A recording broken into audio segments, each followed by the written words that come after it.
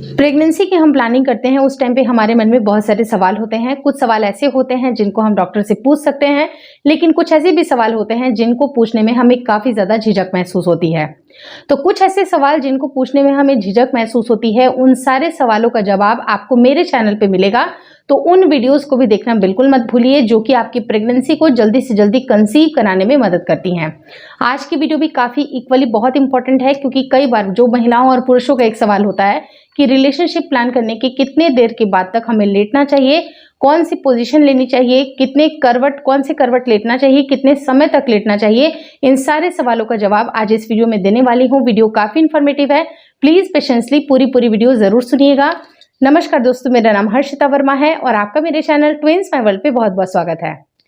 Relationship plan करने के लिए सबसे ज़्यादा ज़रूरी है कि आप अपने ओव्यूलेशन का ध्यान रखें, क्योंकि पूरे महीने में अगर आपने रिलेशनशिप प्लान किया तो आपकी प्रेगनेंसी नहीं रुकेगी जब तक आपने ओव्यूलेशन को ध्यान में नहीं रखा।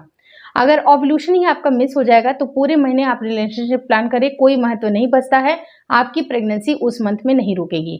तो अपने पीरियड साइकिल के हिसाब से, चाहे आपके पीरियड का लेंथ कुछ भी हो सकता है, शॉर्ट साइकिल हो सकती है, नॉर्मल साइकिल हो सकती है या लेंदी भी साइकिल हो सकती है, उसके हिसाब से ओव्यूलेशन को समझें और ओव्यूलेशन को समझने के बाद ही आप अपने रिलेशनशिप को मेंटेन करें। अगर पॉसिबल हो सके तो 2 से 3 दिन पहले, ओव्यूलेशन के पहले से लेके 1 दिन के बाद तक, यानी कि जो 4 से 5 दिन होता है वो काफ़ी इक्वली बहुत इंपॉर्टेंट होता है। लेकिन अगर आप वाइड स्पेक्ट्रम को देखें तो अपने ओव्यूलेशन के 10 दिन का जो स्पेक्ट्रम आपको लेना है, यानी कि 5-6 दिन पहले से लेके 1-2 दिन बाद तक भी, यानी कि पूरा जो 10 दिन से लेके 20वां दिन होता है, ऑल्टरनेट डे पे नॉर्मल साइकिल में आपको रिलेशनशिप प्लान करने से आपकी प्रेगनेंसी रुक सकती है।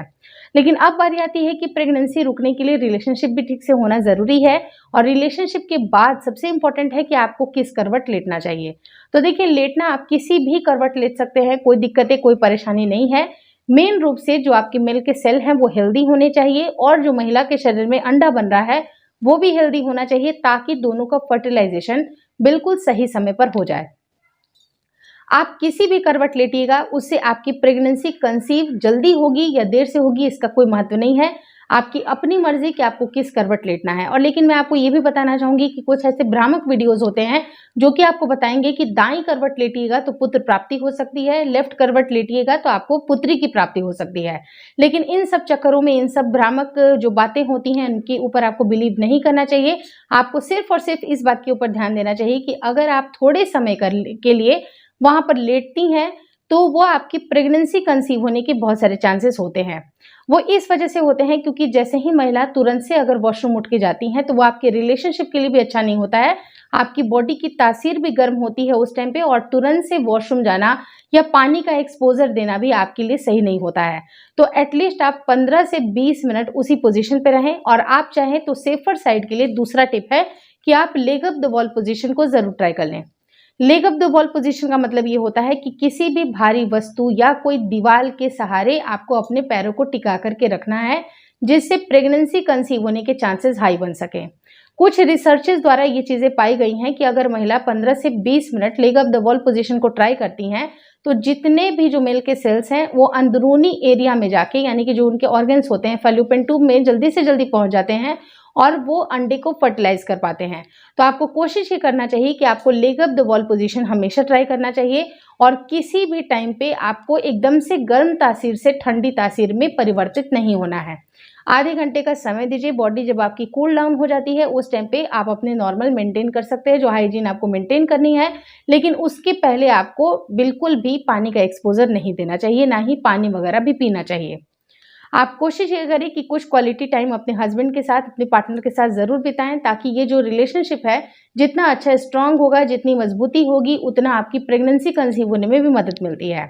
आपको जान करके हैरानी होगी कि जिन महिलाओं और पुरुषों की बहुत ज़्यादा मनमुटावें चलती हैं, अगर वो मेंटली एक दूसरे से काफ़ी ड्रिफ्टेड या फिर अलग फील करते हैं या करती हैं तो उनकी प्रेगनेंसी चांसेस कम हो जाती हैं। तो आपको कोशिश करना है कि जिस तरह से आपकी बॉडी प्रेगनेंसी के लिए रेडी हो, उसी तरह से मेंटली भी आप प्रेगनेंसी को एक्सेप्ट करने के लिए रेडी हो। क्योंकि अगर आप मेंटली बहुत ज़्यादा आपके मनमुटाव चल रहे हैं, झगड़ा चल रहा है, तो आप ये प्रेगनेंसी कैसे उसको आगे कंटिन्यू कर पाइएगा। तो सबसे पहले अपने रिलेशनशिप को स्ट्रॉन्ग बनाइए। रिलेशनशिप अगर आपका स्ट्रॉन्ग बनता है तो आपकी प्रेगनेंसी भी जल्दी जल्दी कंसीव हो सकती है। वो इस वजह से होता है क्योंकि सारा का सारा जो हमारा खेल होता है माइंड से होता है। माइंड में बहुत सारे हार्मोन होते हैं जो कि रेगुलेट करते हैं माइंड का जो एक कह सकते हैं ना एंडोक्राइन जो सिस्टम होता है हमारा, वही सारा आपके हार्मोन्स को रेगुलेट करता है। तो आपके हार्मोन अच्छे चलेंगे, आपका माइंड अगर शांत होगा तो आपकी प्रेगनेंसी भी जल्दी रुकेगी। अगर माइंड रिलेटेड या कुछ अगर इमोशनली रिलेटेड अगर आपको इश्यूज चल रहे हैं तो आपको twins my world care channel को जरूर विजिट करना चाहिए, जहां पर मैं रिलेशनशिप के ऊपर कुछ टिप्स देती हूँ, कुछ आपको क्या क्या चीजें करनी चाहिए, क्या नहीं करना चाहिए, अपने आप को मेंटली आप स्ट्रांग कैसे बना सकते हैं, सब के बारे में उन चैनल के ऊपर वीडियोस हैं। तो आप चाहे तो एज ए रेफरेंस कभी आप अगर टाइम खाली हो, आपका अगर फ्री टाइम हो, तो आप उन चैनल्स को जरूर स्क्रॉल करें, जहां पर आपको कुछ मेंटली स्ट्रांग बनने के लिए टिप्स दी जाती हैं। अगर आपका बेबी कंसीव हो गया है तो आप मेरे third channel twins my world baby care को भी जरूर विजिट करें। Thank you so much for watching twins my world.